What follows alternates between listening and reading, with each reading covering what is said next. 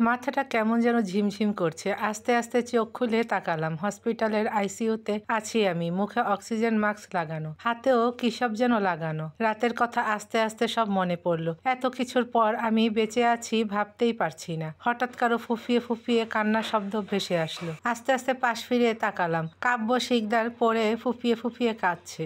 ও এত কাঁদছে কিন্তু আমি ওকে ডাকতে পারছি না। একটু নড়তেই পেটে প্রচন্ড ব্যথা অনুভব হলো। হঠাৎ রুমে একজন সিস্টার এসে ঢুকলো। ওকে দেখে হাত নাড়ার চেষ্টা করলাম। এই তো ম্যাডামের জ্ঞান ফিরেছে। সিস্টারের কথা শুনে কাব্য তাড়াতাড়ি উঠে আমার কাছে আসলো। তিলো, তুমি ঠিক আছো তো? পাগলের মতো কাঁদছে ও, কিন্তু আমি কিছুই বলতে পারছি না, খুব কষ্ট হচ্ছে। স্যার কি করছেন? এভাবে কাঁদছেন, ম্যাডামের সমস্যা হবে। সিস্টার কাব্যকে সরাতে আসলো কিন্তু কাব্য সিস্টারকে ধাক্কা মারলো। সিস্টার তাড়াতাড়ি বাইরে চলে গেল। পুরো 2 দিন পর তোমার জ্ঞান ফিরেছে। সবাই বলেছিল তুমি বাঁচবে না, কিন্তু আমি বিশ্বাস করিনি। তুমি বলো, আমার তিলো পাগলি কি আমাকে একা রেখে চলে যেতে পারে? আমি নামাজ পড়েছি, আল্লাহর কাছে দোয়া করেছি, আর দেখো তোমার জ্ঞান ফিরে এসেছে। আল্লাহ আমার কথা শুনেছেন। কাব্যর কান্না দেখে নিজেকে ঠিক রাখতে পারছি না। ইচ্ছে হচ্ছে ওর চোখের পানি মুছে দেই, কিন্তু আমি তো হাতই নাড়াতে পারছি না। কাব্য, কি করছিস? পাগল হয়ে গেছিস? সিস্টার গিয়ে আদনানকে নিয়ে এসেছে। আদনান কাব্যকে টেনে আমার থেকে দূরে নিয়ে যেতে চাইলো, কিন্তু কাব্য যাচ্ছে না। তুই একজন ডক্টর হয়ে এমন পাগলামি করছিস কেন?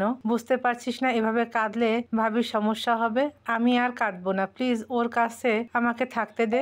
দিয়েছিলাম তো, কিন্তু এভাবে কাঁদলে আর কাঁদবো না। কাব্য চোখের পানি মুছে নিয়ে আমার পাশে এসে বসলো। আদনান এসে কিছু চেক আপ করলো। এই তো ভাবি সুস্থ হয়ে গেছে, তুই অযথা কান্নাকাটি করছিস। তিলো তো সুস্থ হবে, কিন্তু কাব্য চুপ কর। কাব্য আবার ডুকরে কেঁদে উঠলো। কি লুকাচ্ছে ওরা আমার থেকে? দেখ ভাবি সুস্থ হয়ে গেছে, এবার যা তুই ফ্রেশ হয়ে নে। কাব্যর দিকে তাকালাম। সেই রাতের পাঞ্জাবিটা এখনো ওর পরনে। পুরো পাঞ্জাবিতে রক্তের ছাপ লেগে আছে। কাব্যকে দেখে কোনো সুস্থ মানুষ মনে হচ্ছে না। ওকে এখন পাগল পাগল লাগছে। আমি কোথাও যাব না। কিছু অন্তত খেয়ে নে প্লিজ। আমার খিদে নেই। কাব্য এখনো কিছু খায়নি। এভাবে না খেয়ে থাকলে তো ও অসুস্থ হয়ে পড়বে। আদনানকে ইশারা দিয়ে অক্সিজেন মাস্কটা খুলে দিতে বললাম। মাস্ক খুলে দিতেই আস্তে আস্তে কথা বলার চেষ্টা করলাম। ডাক্তার বাবু। তিলো, তুমি কথা বলতে পারছো? কাব্য, আস্তে কথা বল। একজন ডক্টর হয়ে এসব পাগলামি করছিস কিভাবে? ওকে বকো না প্লিজ। ও আমার এই অবস্থা দেখে নিজেকে ঠিক রাখতে পারছে না, তাই এমন পাগলামি করছে। প্লিজ ওকে বকো না। ডাক্তার বাবু, যাও কিছু খেয়ে নাও। খিদে নেই। যাও বলছি। খাবার বাসা থেকে নিয়ে এসেছি, কিন্তু ও তো খেতে চাইছে না। ভাবি, তুমি? চারদিকে চোখ বোলালাম, কোথায় আছি বুঝতে পারছি না। তিলো, তোমাকে ঢাকা নিয়ে এসেছি আমাদের হসপিটালে। এখানে ভিড় করো না প্লিজ। কাব্য, যা খেয়ে আয়। তিলোর কাছে বসে খাই। কাব্যর বাচ্চামি কথাগুলো শুনে হাসি পাচ্ছে। পাগলটা কত ভালোবাসে আমায়, চোখের আড়ালি করতে চাইছে না আমাকে। আগে ফ্রেশ হয়ে আয় যা। তিশা কোথায়? একটা কাজে গেছে, একটু পরে চলে আসবে। কাব্য পাশে বসে খাচ্ছে। আমি চোখ দুটো বন্ধ করে শুয়ে আছি আর ভাবছি, লোকটা ম্যাডাম ডাকলো কাকে? কার কথা মতো ওরা আমাকে মেরে ফেলতে চাইছিল? আচ্ছা, শুভ্রা নয় তো? হতে পারে, সেদিন থাপ্পড়ের প্রতিশোধ নিতে চেয়েছিল, কিন্তু এভাবে এতটা খারাপ কেউ হতে পারে? কাব্য, এই নাও, শুভ্রাকে নিয়ে এসেছি। তিশার কথা শুনে দরজায় তাকালাম। তার মানে তিশা শুভ্রাকে আনতে গিয়েছিল। শুভ্রা কেন করলে এমন? আরে খাবার রেখে কোথায় যাচ্ছ? আমার কথার উত্তর না দিয়ে ও শুভ্রাকে টেনে এনে আমার পায়ের কাছে ধাক্কা দিয়ে ফেলে দিল। তোমরা আমার সাথে এমন করছো কেন? কি করেছি আমি? মনে হচ্ছে ভাজা মাছটা উল্টে খেতে জানো না। কি করেছি বলবে তো? আর তিলোত্তমা আইসিইউতে কেন? শুভ্রা অবাক হয়ে তাকিয়ে আছে আমার দিকে। তাহলে কি ও সত্যি কিছু করেনি? আমার তিলোকে মেরে ফেলার চেষ্টা করে এখন কিছু না জানার ভান করছো? কি? আমি তিলোত্তমাকে মেরে ফেলার চেষ্টা করেছি? কি বলছো এসব? তাহলে তুমি এই 2 দিন হসপিটালে আসনি কেন? হসপিটালে আসেনি এজন্য আমি এখন অপরাধী? আমি তো ছুটি নিয়েছিলাম কারণ আম্মু অসুস্থ। তিশাকে জিজ্ঞেস করো, ও দেখে এসেছে আম্মু অসুস্থ। হ্যাঁ দেখেছি, কিন্তু তাই বলে তুমি কিছু করনি তা বিশ্বাস করব কিভাবে? লোক দুটোকে তুমি টাকা দিয়েছো আর ওরা তোমার কথা মতো কাজ করেছে। কোন লোক? কি বলছো তোমরা? কতবার বলবো আমি কিছু করিনি? আস্তে চেঁচামেচি করো আর বাইরে চলো, সবাই ভাবি সমস্যা হবে। দাঁড়াও, আমি ওর সাথে কথা বলতে চাই। এখন কোনো কথা বলতে হবে না, তুমি রেস্ট রেস্ট নাও। না, আমি শুভ্রার সাথে কথা বলতে চাই। বিশ্বাস করো আমি কিছু করিনি। তুমি হসপিটালে আছো সেটাও আমি জানতাম না। আম্মু অসুস্থ, আমি দুদিন বাসাতেই ছিলাম। আমি কাব্যকে ভালোবাসি, তাই তোমার সাথে খারাপ আচরণ করি, কিন্তু আমি এতটা খারাপ না যে তোমাকে মেরে ফেলার চেষ্টা করব। শুভ্রাকে দেখে তো মনে হচ্ছে সত্যিও কিছু জানে না। তাহলে কে করলো এই কাজ? নিজের আম্মুকে নিয়ে তো কেউ মিথ্যা বলে না। বিশ্বাস করো আমি আম্মুর কাছে ছিলাম দুদিন, তাই হসপিটালে আসতে পারিনি। আর এসব ব্যাপারে আমি কিছু জানি না। ঠিক আছে, তুমি তোমার আম্মুর কাছে যাও। কি বলছো? এসব পাগল হয়ে গেছো? ওকে যেতে দাও। শুভ্রা চলে গেল। সবাই চুপচাপ বসে আছে। বুঝতেই পারছি না শুভ্রা এমন না করলো কে? শুভ্রা ছাড়া আমাদের নতুন কোনো শত্রু আছে? আর সেটা কোনো মেয়ে, কারণ লোকটা ফোনে ম্যাডাম বলে ডেকেছিল। এত বড় শত্রু কে আমাদের, যে কিনা আমাদের খুন করতে চেয়েছিল? শুভ্রাকে যেতে দিলে কেন? শুভ্রা কিছু করেনি, ওর চোখ দেখেই বুঝতে পারছি। চোখ দেখে বোঝা যায়? কেউ মিথ্যা বললে তার চোখ দেখলেই বোঝা যায়। শুভ্রা মিথ্যা বলেনি। তাহলে কে করলো এমন? ভাইয়া ভাইয়া! হঠাৎ কে যেন জোরে জোরে চিৎকার করে রুমে এসে ঢুকলো, সাথে অয়ন। হিয়া আস্তে কথা বল। হিয়া কি করছিস? আস্তে চাচা। কিসের আস্তে? আজকে ভাবির এই অবস্থা হয়েছে শুধুমাত্র তোমার জন্য। হিয়া কাব্য শার্টের কলার ধরে ফেললো। হ্যাঁ, কাব্য ভাবির এই অবস্থা করেছে, আর তুই এখন চেঁচামেচি করে ভাবির অবস্থা আরো খারাপ করে দে। আদনানের কথা শুনে হিয়া কাব্যকে ছেড়ে দিয়ে আমার পাশে এসে বসলো। সরি ভাবি, ভাইয়ার জন্য তোমার এই অবস্থা হলো। কেন? ডাক্তারবাবু আবার কি করলো? তুমি না করার পরও হানিমুনে গিয়েছিল। ছোট ভাইয়া আমাকে সব বলেছে। গতকাল রাতে ভাবি আমাকে জানিয়েছে তোমার এই অবস্থা, তাই তো সকালের ফ্লাইটেই চলে আসলাম। তোমার ভাইয়ার কোনো দোষ নেই। আমরা জানতাম নাকি এত খারাপ কিছু হবে? সব দোষ ভাইয়ার। সবকিছুতে ও বাড়াবাড়ি করে, আর তার ফল ভোগ করতে হয় আমাদের। হিয়া কাঁদছে। কাব্য দূরে দাঁড়িয়ে চুপচাপ কাঁদছে। হিয়া এমনিতেই কাব্যর ওপর রেগে আছে, এখন আবার এই অবস্থা। এখন তো হিয়া আরো রেগে যাবে। হয়েছে সবার দেখা, এখন সবাই বাইরে যাও। আর ভাবি তুমি ঘুমানোর চেষ্টা করো। একে একে সবাই বাইরে চলে গেল। আমি চুপচাপ শুয়ে আছি, চোখ দুটো বন্ধ করে। কিছুক্ষণ পর মাথায় কারো হাতের স্পর্শ পেলাম। জানি কাব্য এসেছে। চোখ খুলে আর তাকালাম না। মাথা আর পেটে অসহ্য যন্ত্রণা করছে, তাই চোখ বুজে চুপচাপ শুয়ে রইলাম। কবে যে সুস্থ হব আর কে এসবের পিছনে আছে তা জানতে পারবো আল্লাহ জানেন। কাব্য, ভাবি ঘুমিয়েছে? কাব্য উঠে চলে গেল। ওরা কথা বলছে, তাও চোখ খুলে তাকালাম না। তাকাবো কিভাবে? পেটে যে খুব বেশি ব্যথা হচ্ছে। এই নে রিপোর্ট। তোর কথা মতো আমি বারবার টেস্ট করেছি, কিন্তু রিপোর্ট একটাই আসছে, বাচ্চা নষ্ট হয়ে গেছে। আদনানের কথা শুনে চমকে উঠে ওদের দিকে তাকালাম। কার বাচ্চার কথা বলছে? কাব্য ফ্লোরে বসে পড়েছে, খুব কাঁদছে। ও তার মানে আমার বাচ্চা? হাতে লাগানো ছিল কি সব, এগুলো টেনে সরিয়ে পেটে হাত রাখলাম। তার মানে আমি প্রেগনেন্ট ছিলাম আর আমার বাচ্চাটা নষ্ট হয়ে গেছে? চিৎকার করে কেঁদে উঠলাম। আমার কান্না শুনে আদনান আর কাব্য একে অন্যের দিকে চাওয়াচাওয়ি করছে। ওরা তো ভেবেছিল আমি ঘুমে। তিলো, কি করছো? পাগলামি করো না। আমার বাচ্চা নষ্ট হয়ে গেছে আর তোমরা আমাকে জানাওনি? লুকিয়ে রাখতে চেয়েছিলে? কে বললো নষ্ট হয়েছে? তুমি প্রেগনেন্ট ছিলে নাকি? আমরা তো অন্য পেশেন্টের কথা। আর মিথ্যে বলবে না প্লিজ। আদনান কাব্য দুজনেই চুপ হয়ে কাঁদছে। আমি উঠে বসতে চাইলাম, কিন্তু পেটের ব্যথায় পারছি না। তিলো, পাগলামি করো না প্লিজ। এভাবে কাঁদলে তুমি আরো অসুস্থ হয়ে পড়বে। আমার বাচ্চা মারা গেছে, আমি বেঁচে থেকে কি করব? হ্যাঁ, আমার বাচ্চা এনে দাও। আমার চিৎকার শুনে ভাবি, হিয়া সবাই চলে আসলো। তিলোত্তমা, আমার কথা শোনো। আমার বাচ্চা নষ্ট হয়ে গেছে আর তোমরা আমার থেকে এত বড় কথাটা লুকাতে চেয়েছিলে? তুমি এমন পাগলামি করবে এই ভয়েই তো আমরা বলতে চাইনি। সবাই বাইরে যাও, আমি ভাবিকে ইঞ্জেকশন দিয়ে ঘুম পাড়িয়ে দিচ্ছি। ঘুমাবো না আমি। আমার বাচ্চা এনে দাও প্লিজ। এভাবে চিৎকার করো না, তোমার শরীর ভালো নেই। ওরা না হয় আমার থেকে লুকিয়েছে, কিন্তু তুমি কেন লুকিয়েছো?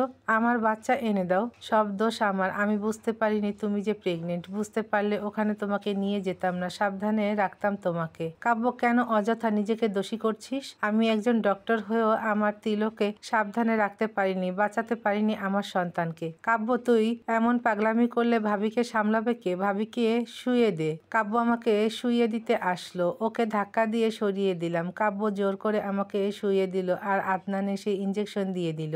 আর কেঁদো না প্লিজ, ঘুমাও। বিশ্বাস করো আমি বুঝতে পারিনি তুমি প্রেগনেন্ট ছিলে। বুঝতে পারলে কি ওখানে নিয়ে যেতাম? কাব্য আমার কপালে ওর কপাল ঠেকিয়ে পাগলের মতো কাঁদছে। ওর গলা জড়িয়ে ধরে আমিও কাঁদছি। আমাদের সাথে এমন হবে কখনো ভাবতে পারিনি। মাথা ব্যথা আর পেটের যন্ত্রণার চেয়ে বেশি কষ্ট হচ্ছে এইটা ভেবে আমাদের সন্তান পৃথিবীতে আসার আগেই ওকে খুন করে দিল। আর ভাবতে পারছি না। ঘুমে আস্তে আস্তে চোখ দুটো বুজে আসলো। হঠাৎ কারো কান্নার শব্দে ঘুম ভাঙলো। আস্তে আস্তে চোখ খুলে তাকিয়ে দেখি কাব্য একটু দূরে চেয়ারে মাথা নিচু করে বসে আছে আর ফুপিয়ে ফুপিয়ে কাঁদছে। কতক্ষণ ঘুমিয়েছি জানি না, মনে তো হচ্ছে এখন গভীর রাত। দেয়াল ঘড়িটার দিকে তাকালাম, রাত 2টা বাজে। হুট করে বাচ্চার কথা মনে পড়ে গেল। একটা হাত আস্তে আস্তে পেটের উপর নিয়ে রাখলাম। চিৎকার করে কাঁদতে ইচ্ছে হচ্ছে, কিন্তু কাঁদতে পারছি না। আমি কাঁদলে যে কাব্য আরো ভেঙে পড়বে। ডাক্তারবাবু, আমার ডাক শুনে কাব্য তাড়াতাড়ি পিছন ফিরে চোখের পানি মুছে নিল। আমাকে লুকাতে চাইছে।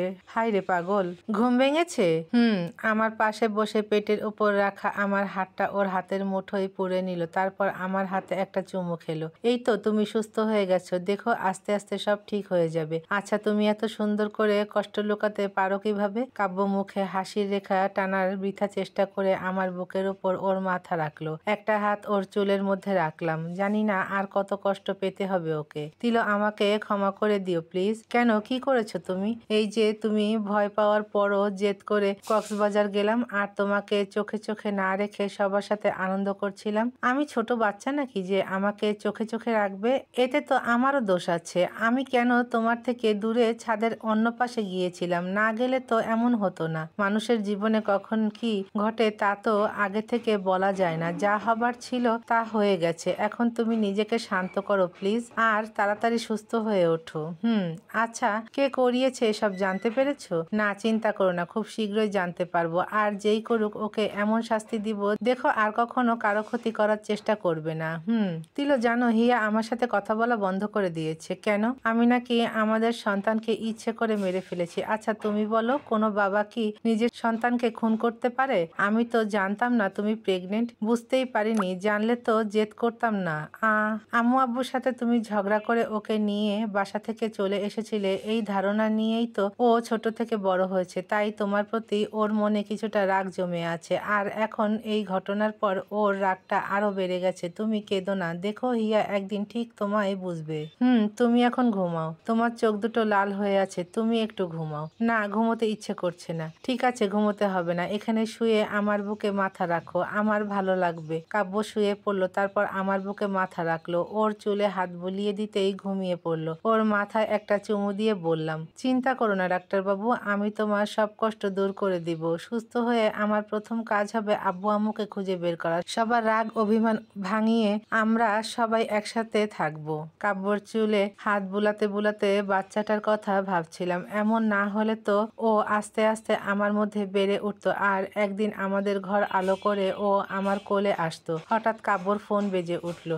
এত রাতে আবার কে ফোন দিল? একটা অচেনা নাম্বার থেকে ফোন এসেছে। কাব্য গভীর ঘুমে। এখানে কথা বললে সমস্যা হবে না, তাই ফোনটা রিসিভ করলাম। আমি কিছু বলার আগে অপর পাশ থেকে কথা বলতে শুরু করলো। কি কাব্য, তোমার বউয়ের এমন অবস্থা কে করলো? এইটা ভেবে কুলকিনারা পাচ্ছ না তো? ছাড়ো, আমিই বলছি। তাতে তোমার কষ্টটা অনেক গুণ বেড়ে যাবে আশা করছি। কাব্য, মনে আছে তোমার অতীতের কথা? তুমি না বড্ড বোকা কাব্য, তাই তো অতীতটা একেবারে ভুলে বসে আছো। এভাবে ভুলে গেলে হয় বলো? নিশ্চুপ। কথা বলছো না যে? ও, চমকে উঠেছো? ভাবছো আমি কেন এসব করছি? যা করছি আমার স্বার্থে করেছি। এইটা নিয়ে আর ভেবো না, ভুলে যাও। যদি আমাকে খোঁজার চেষ্টা করো তাহলে কিন্তু তোমার তিলো পাগলির চেয়ে খারাপ অবস্থা হবে তোমার। বোন হিয়ার। ওর কথা শুনে চমকে উঠলাম। কে এই মেয়ে? ও তো দেখছি আমাদের সম্পর্কে সবকিছু জানে। কি বিশ্বাস হচ্ছে না আমি যে হিয়ার ক্ষতি করব? চলো, আমি বিশ্বাস করিয়ে দিচ্ছি। হিয়াকে একবার ফোন দিয়ে বলো ওর রুমের বারান্দায় গিয়ে দাঁড়াতে, তাহলেই ও দেখতে পাবে আমার দুজন লোক ওকে সারাক্ষণ চোখে চোখে রাখছে। হিয়া যখন দেশে ফিরেছে মানে এয়ারপোর্ট থেকেই ওর পিছনে আমার লোক লাগিয়ে দিয়েছি। সো কাব্য চৌধুরী, বুঝতেই পারছো আমি যে কোনো সময় তোমার বোনের ক্ষতি করতে পারি। আগেই ওয়ার্নিং দিয়ে দিচ্ছি, যা হয়েছে ভুলে যাও। এই বাচ্চা নষ্ট হয়েছে, আবার বাচ্চা হবে, কিন্তু এই বাচ্চার কথা ভেবে বোনের জন্য বিপদ ডেকে এনো না, কারণ বোন মারা গেলে আর বোন পাবে না। আর আমি জানি হিয়ার কিছু হলে তুমি এমনিতেই শেষ হয়ে যাবে। আর শুনতে পারলাম না, ফোনটা কেটে দিলাম। মেয়েটার কথা শুনে ভয়ে আমার সারা শরীর ঘামছে। মেয়েটা কতটা ভয়ঙ্কর সেটা ও একবার প্রমাণ করে দিয়েছে। এখন যদি ও হিয়ার কোনো ক্ষতি করে, আমি হিয়ার কোনো ক্ষতি হতে দিব না। আমি ওকে আগলে রাখবো। কাব্যর ফোন থেকে নাম্বারটা ডিলিট করে ফেললাম। আমি চাই না কাব্য এই বিষয় নিয়ে আর খোঁজাখুঁজি করুক আর হিয়ার বিপদ ডেকে আনুক। কাব্য মেয়েটাকে শাস্তি শাস্তি দিতে গেলে যদি হিয়ার কোনো ক্ষতি করে বসে তখন? হিয়া তো কাব্যর সব, হিয়ার কিছু হলে কাব্য শেষ হয়ে যাবে। আমি আমার জন্য ওদের ভাই বোনের কোনো ক্ষতি হতে দিব না। কিন্তু মেয়েটিকে যে কিনা আমাদের সম্পর্কে সবকিছু জানে, শুভ্রা যে না সে ব্যাপারে আমি নিশ্চিত, কারণ কণ্ঠটা শুভ্রার ছিল না। তাহলে মেয়েটিকে? তিলো উঠো, কাব্যর ডাকে সকালে ঘুম ভাঙলো। কিছু খেয়ে ওষুধ খেয়ে নাও, তারপর আবার ঘুমিয়ে যেও, সমস্যা নেই। বাসায় যেতে পারবো কবে? এই অবস্থায় তুমি বাসায় চলে যেতে চাইছো? এখানে তো তুমি সেবা করছো, তাহলে বাসায় এই সেবাটা করলে দোষ কোথায়? তোমার সাথে কথাই পারবো না। আচ্ছা, 1 সপ্তাহ পর বাসায় নিয়ে যাব। আরো 1 সপ্তাহ? তুমি ভালো করে সুস্থ না হলে হবে বলো? তোমার যদি কিছু হয়ে যায় আমি কি নিয়ে বাঁচবো? কাব্য আমার গালে একটা হাত রেখে বলল। ওর 2 চোখ দিয়ে পানি ঝরছে। কতটা ভয় পায় ও আমাকে নিয়ে। বাসায় যাওয়ার কথা আর বলবো না, একেবারে সুস্থ হয়েই বাসায় যাব। কাব্যর হাতের ওপর আমার একটা হাত রাখলাম। ও মুচকি হেসে আমার মুখে খাবার তুলে দিল। কাব্য আসবো? আয়। ভয় পাওয়ার কোনো কারণ নেই, রিপোর্ট ভালো এসেছে। সত্যি? কিসের রিপোর্ট? আদনান কাব্যর দিকে তাকিয়ে রিপোর্টটা রেখে বেরিয়ে গেল। আমরা ভয় পেয়েছিলাম এত বড় আঘাতের পর তুমি যদি মা হবার। ও বুঝেছি, আমি আবার মা হতে পারবো। এইটার রিপোর্ট ভালো এসেছে। আমি তো ভেবেছিলাম আমার বাচ্চাটা বুঝি বেঁচে আছে। তিলো, আমি বুঝতে পারছি তুমি কি ভেবে খুশি হয়েছিলে। মন খারাপ করো না, দেখো আল্লাহ আবার আমাদের কোলজুড়ে সন্তান দিবেন। বালিশে হেলান দিয়ে চুপচাপ বসে আছি। কাব্য দূরে চেয়ারটায় মন খারাপ করে বসে আছে। কাব্যটার ওপর দিয়ে বারবার ঝড় বয়ে যাচ্ছে। কবে যে ও একটু সুখের দেখা পাবে? ভাবি আসবো? হ্যাঁ এসো। হিয়া কাব্যর দিকে রাগি চোখে তাকিয়ে আমার পাশে এসে বসলো। ভাবিয়া, তোমার ভাইয়ের সাথে কথা বলো না কেন? কোনো জেদি লোকের সাথে কথা বলার ইচ্ছে আমার নেই। কথাটা শুনে কাব্য হিয়ার দিকে তাকালো, তারপর চোখের পানি মুছতে মুছতে রুম থেকে বেরিয়ে গেল। ভুল করছো হিয়া, এসবে ওর কোনো দোষ নেই। তোমার বেবিটা নষ্ট হয়ে গেছে, তারপরও তুমি ভাইয়াকে দোষ দিচ্ছ না? না, দিচ্ছি না, কারণ কোনো বাবা তার সন্তানকে মেরে ফেলতে চায় না। এসবে কাব্যর কোনো দোষ নেই। হ্যাঁ, ও একটু জেদ করেছিল কক্সবাজার যাওয়ার জন্য, ব্যাস এইটুকুই। তুমি ভাইয়াকে খুব ভালোবাসো তাই না? যে মানুষটা একটা অচেনা মেয়েকে প্রথম দেখায় এতটা ভালোবাসতে পারে, তাকে ভালো না বেসে কি থাকা যায়? আর হ্যাঁ, একদিন তুমিও সব রাগ অভিমান ভুলে তোমার ভাইয়াকে ভালোবাসবে, আমি জানি। আমি তো ভাইয়াকে ভালোবাসি, অনেক ভালোবাসি, কিন্তু এই কিন্তুটা আমি দূর করে দিব। আমাকে সুস্থ হতে দাও, আমি তোমাদের সবার রাগ অভিমান ভাঙিয়ে আবার সবাইকে এক করব। হিয়া আমার দিকে অবাক হয়ে তাকিয়ে আছে। সবাই মানে? আব্বু আম্মুকে খুঁজে বের করব। দেখো তুমি সত্যি বলছো? হ্যাঁ, যদিও আমি জানি না কিভাবে খোঁজা শুরু করব। তা আমি তোমাকে একটা সূত্র দিতে পারি। আমি আব্বু আম্মুকে চাই, প্লিজ তুমি এনে দাও। কি সূত্র? ভাইয়া ডায়েরি লেখে, কখন লিখে আর ডায়েরিটা কোথায় রাখে সেটা বলতে পারবো না। মাঝে মাঝে দেখতাম রাতের বেলা ভাইয়া ডায়েরিতে লিখতো আর কাঁদতো, কিন্তু ডায়েরিটা কোথায় রাখে সেটা কখনো দেখিনি। আমি শিওর না তুমি ডায়েরি থেকে কিছু পাবে কিনা, কিন্তু আমার মন বলছে এই ডায়েরি থেকেই একটা সূত্র পেয়ে যাবে। কোথায়? আমি তো ওকে কখনো ডায়েরি লিখতে দেখিনি। বাসায় ফিরে ভাইয়ার ওপর নজর রেখো, তাহলেই দেখতে পারবে। ঠিক আছে। চুপচাপ শুয়ে আছি। কাব্য পাশে বসে ল্যাপটপে কাজ করছে। ভাবছি হিয়ার কথা কি সত্যি? কিন্তু আমি তো কাব্যকে কখনো ডায়েরি লিখতে দেখিনি। আর যদি সত্যি লিখে, তাহলে কি ডায়েরি থেকে কিছু পাবো? কাব্যর দিকে নজর পড়লো। এক মনে ল্যাপটপের স্ক্রিনে তাকিয়ে আছে। এত মনোযোগ দিয়ে কি এমন কাজ করছে কে জানে। হঠাৎ একজন সিস্টার তাড়াহুড়ো করে রুমে ঢুকলো। স্যার, ওই পেশেন্টটার অবস্থা খুব খারাপ। কাব্য ল্যাপটপ হাত থেকে রেখেই দৌড়ে চলে গেল। এত মনোযোগ দিয়ে কি এত কাজ করছিল দেখার জন্য ল্যাপটপের দিকে তাকালাম। স্ক্রিনে একটা ছোট বাবুর ছবি দেখে বুকটায় ব্যথা শুরু হয়ে গেল। তার মানে কাব্য কোনো কাজ করছিল না, বসে বসে এই বাবুটার ছবি দেখছিল। এতক্ষণ তো কষ্টটা একটু কম হচ্ছিল, এই ছবিটা দেখে বুকের বাম পাশে ব্যথা শুরু হয়ে গেল। কাব্য আমাকে সাহস দেওয়ার জন্য সব কষ্ট লুকিয়ে আমার সামনে দিব্যি হাসে, কিন্তু আড়ালে ও কতটা কষ্ট পাচ্ছে এই ছবি না দেখলে তো বুঝতেই পারতাম না। আবার চিৎকার করে কাঁদতে ইচ্ছে হচ্ছে, আর বলতে ইচ্ছে হচ্ছে কেন হলো আমাদের সাথে এরকম।